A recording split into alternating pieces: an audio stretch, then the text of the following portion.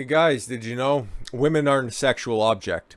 Unless, of course, they want to be sexual objects. It doesn't ever make any sense. Whatever gives them the most attention, that's what we got to go with. First and foremost, the sorority Super Bowl is back. TikTok goes gaga over the University of Alabama's insane Greek rush processes. Hundreds of girls, yay, once again document desperate attempts to secure a bid from one of the college's 17 wildly popular dick-slinging facilities.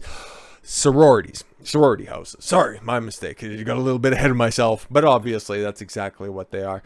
August marks the start of an important chapter for many college students around the world. Yes, finding the prey, and then yes, just watching the burgers march directly onto the grill. It's adorable, really. But it also marks the start of Bama Rush on TikTok. Bama Rush follows budding sorority girls through Rush Week. Oh, how adorable. You can just see them with all the bright, shining glint in their eyes where they think that they're going to bag themselves a potential professional athlete. And then you can see them a couple of months later when they've already had miles of dick run through them, just with that little sparkle in their eyes, just a little bit dimmer than it once was to begin with.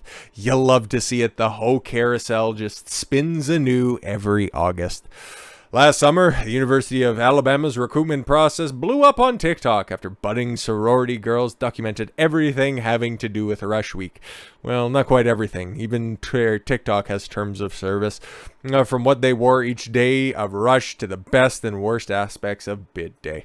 Although the university officials' recruitment date is August 6th, potential new sorority members, or PNMs, whatever, I would call it THOTSs, but whatever, have already taken to TikTok with their videos promoting many to tune in for season 2 of Bama Rush. As you can see, Lord have mercy, there's just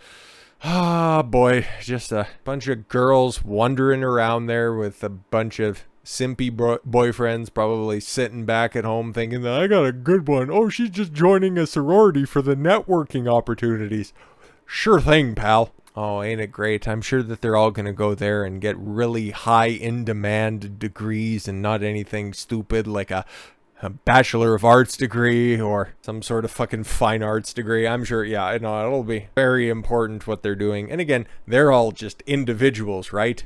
They're all unique, special little snowflakes and don't just look completely and utterly interchangeable. The only thing that's really different is just a couple of inches in height. But don't worry, they'll have that fucked into them by the time that this video even gets posted. I'm not mad at it. It's just you gotta call a spade and the joke writes itself. Oh, it really is adorable. Pretty new messes, I already forget what PNM stand for, have begun packing up their rush bags in preparation of the long days of rush ahead. Yes, no, exactly. You can get those condoms in those strips and they can be just as long as your aspirations there, sweetheart. And many have shared the essentials they're packing in their monogram pink totes. Probably not everything, just saying. One budding sorority girl and fan favorite is Grayson Edmondson. Oh boy, somewhere there's a father out there just punching air, just being like, what the fuck did you have to get accepted to Alabama? Took to TikTok to reveal what she stuffed in her, large pink Longchamp rush bag. Oh, jeez, whew, thought this was going to get taken off YouTube for a second. There's literally so much stuff in this bag, my shoulder's gonna break. Oh, don't worry, if the bag doesn't break your shoulder. Before the end of this week, she said in her video, which has racked up more than 3 million views. Oh boy, what's gonna be higher, the view count on that video, or you already know. She went to show off her massive haul filled with a portable fan, a toiletry bag, and a sewing kit. Yes, hopefully something with some biodegradable stitches. Compact mirror, flip-flops, and moleskins for blisters or for chafing. Grayson continued by showing a separate bag with hairspray, 2 different deodorants, ponchos in case of rain. Yes, rain. That's what you need to make sure no wet substances get drip on you, of course. And a giant bag of mints. Oh, of course, yeah. You need fresh dick. God damn it. You need fresh breath when you're going to be sucking dick. God, now look at me. I'm punching air because I messed up my own joke. Young college student who had enough items packed to be ready for the apocalypse added that she hoped she had everything, leaving users shocked at how much she was bringing for the recruitment process. Well, she probably has a bigger bag with a bunch of different things in there because maybe she's not quite as hot. Just saying. For a year now, The hopeful Rushies have used TikTok as an outlet to document their outfits and ask for advice on demanding recruitment week. Why would you ever be looking for life advice on TikTok? This next generation is so fucking doomed. As if she has such a tiny face. Oh my lord. But again, she'll fit. Ugh. God, the Lord have mercy. Why do they all have long blonde hair and fucking just fake self-tanners? It makes me sick. But at least the one on the left has a pretty nice ass, if we're going to keep it a buck. The fuck is that? Again, I'm going with the one on the left, though. I could save her. Just kidding. She belongs to the streets. Better get used to that facial expression, sweetheart. Last year, the sparkle skirt wearing community, what is that? Let millions inside... Couldn't hold it back any longer. Kind of like what they're also going to be saying. Their world of Alabama sorority culture. Then the then freshman offered a look at what goes on during rush week, and it quickly became must-see TV. No, I don't. It's TikTok. Everybody already forgot about those old whores from last year. I'd imagine their TikToks are probably a little bit more of kind of like a funeral procession. Okay, the fact that they came in walking, and hey, they were all just hey, just throwing their feet up in the air. Yay, it's so wonderful. And now the rest of them are probably walking in like fucking Steve McQueen and John Wayne, all fucking bow-legged. Just saying, those are the TikToks I'd want to see at this point. And just the bitches just staring into their phone camera with 1,000 cocks stare in their eyes. It was like. It's totally worth it, and I would really make sure that all the girls really just show up just with their best personality. That's all they need in order to really succeed at this sorority.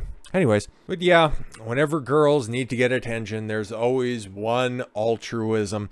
They always get naked. It's all about marketing with sexuality. It never has anything to do. I'm sure that they're all just wonderful ladies and they're all very, very smart and have wonderful personalities.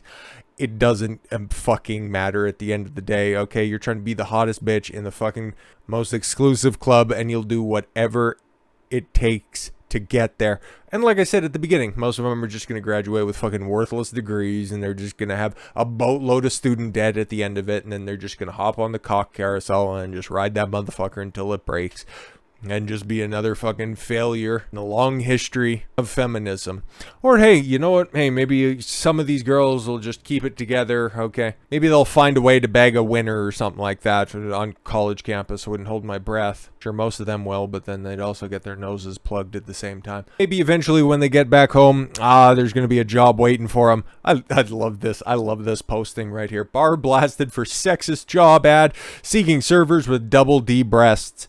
Now that a recession is firmly upon us, service industry jobs are going to be the ones that are hit the hardest. People with tangible skills, they'll be fine at the end of this because people who can work are always going to have work out there. Tradesmen always have a job at the end of the day, but it's the service industries and the fact that there's more machination, more not industrialization, more tech advancements that are out there. Real personable service industry people are becoming higher in demand. Now, okay, if you're going to be at a bar and you're looking to, and your target audience, you're going to want the most attractive servers possible. So I personally don't see anything wrong with this posting right here. Part-time bar staff apply within. Must have double D breasts, a great smile, a good attitude, but men can also apply. Oh, Lord. So you're either looking for a 9 or a 10. Or a 600-pound dude. So yeah, long and short of it is that job posting is kind of tongue-in-cheek if you're being completely honest. But honestly, I think anybody that's in a service industry is kind of looking for that, okay? Even if you're hiring a guy to run the till or something, you're going to want somebody who's tall and attractive and has a noticeable jawline, and somebody who is personable, somebody who can carry on a conversation with the potential clientele in order to engage, in order to develop a rapport so that you're going to have repeat customers, okay? Or if your target demographic is a bunch of frat dudes, you're going to want to have attractive wait staff, okay? That's going to make people spend more. That's going to make for a happier demeanor throughout the bar. Why do you think Hooters continues to persist until this very fucking day? It's not for the food. That's for damn sure. Let's see where this place is at. Oh my lord, it's in New Zealand? Oh my god, I'm sure Jacinda Ardern's probably already having that place firebombed right now. Has been blasted for posting a sexist job ad seeking wait staff with double D breasts. You love to see it. And a great smile. Yeah, no, exactly.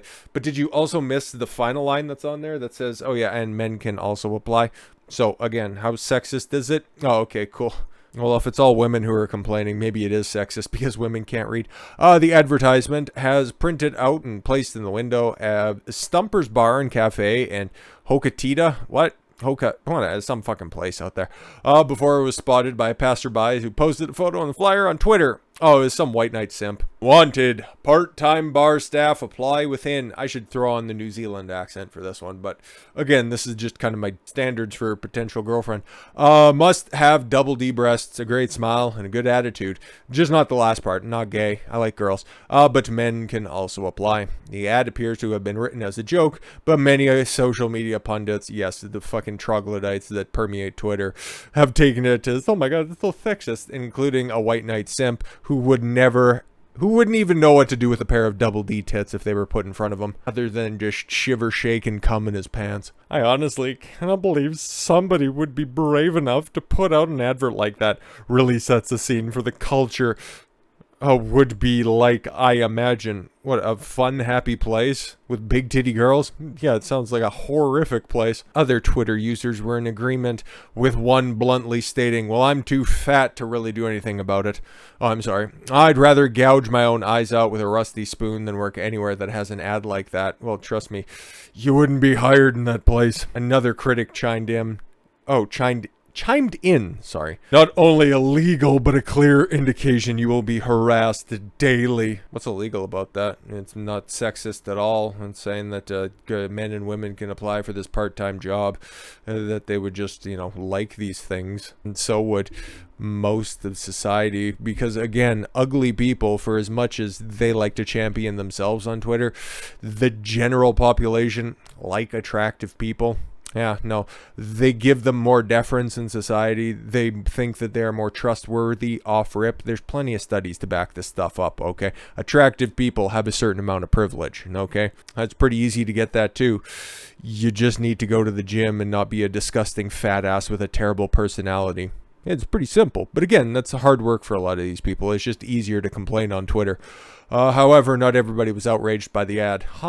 With one claiming it simply appeared to be a misguided attempt at boomer humor. Not really. It's a bar. They know their consumer base. So again, you don't have to hire anybody who just simply applies, okay? Hire somebody who's good with a martini mixer. Just saying. Clearly a joke to get attention. People need to chill, a second supporter declared.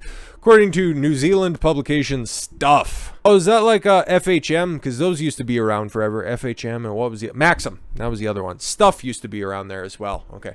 The ad could be a breach of the Human Rights Commission's Human Rights Act of 1993, which states, oh boy, employers can't prefer a specific gender to fill positions unless the employer can prove that the gender is a genuine occupational qualification. Did anybody read through the entire posting? Am I alone here? Am I just taking crazy pills? And if I am, I can wash them down with some milk. Know a couple of dispensers. The controversial job ad garnered the attention of a local politician who told Stuff that it did not reflect the values of the area. Well, yeah, they just like flat-titted mongoloids. Ugh, place sucks. Some loser with an ugly wife. I'm certainly prepared to say that sort of advertising is disappointing and inappropriate. No, yeah, exactly. Oh, it's bad for men to just have standards or just know what they like. Of course it is.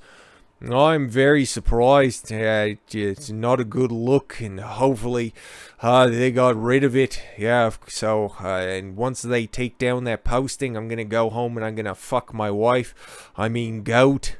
When contacted by Stuff, a bar employee refused to reveal whether the job ad was displayed in the window. They hung up the phone. They're like, just get a fucking grip on your life. Again, I'm telling you, man, if you are, we'll just leave that right there. If you are trying to run a successful business, a successful service type industry, okay, it's kind of like this thing, okay, because my background, I went to school for a personal trainer. I got my bachelor's degree in science physiology, okay, so I know my shit when it comes to that. People find me credible as a personal trainer without knowing any of my background, because I'm in shape, Okay. Would you take exercise advice from somebody who is 75 pounds overweight? No, you wouldn't. Okay. So that's a clear discrimination. Okay. I'm going to have a sense.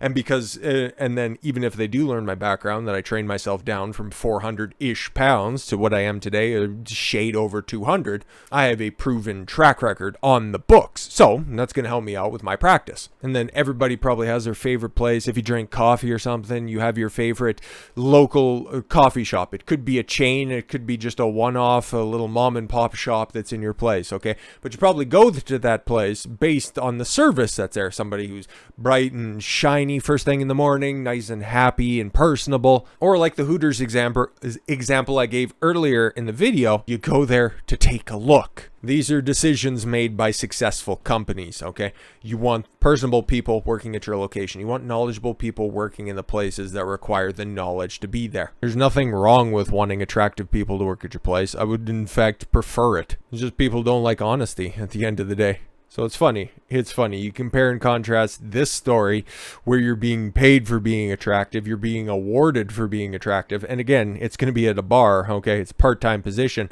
but you're going to be fucking raking in you're going to be raking in the tips if you fill the different requests on that post. And that's wrong and that's immoral.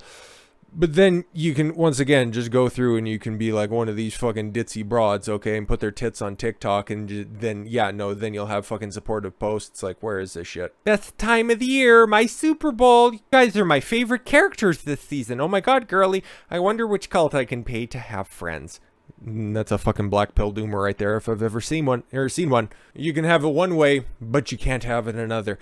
It's immoral if you get paid for it, but if you're just giving it away for free, no, you're just welcomed and you're just cheered on for it. It's fucking amazing the way this shit works, but hey man, God bless. Do whatever the fuck you want. I just like laughing at all this stuff. But with all that said, thank you all very much for the gift of your time. I've been Don Consuelo. I want you to follow your gut and get after it. Take care, everyone.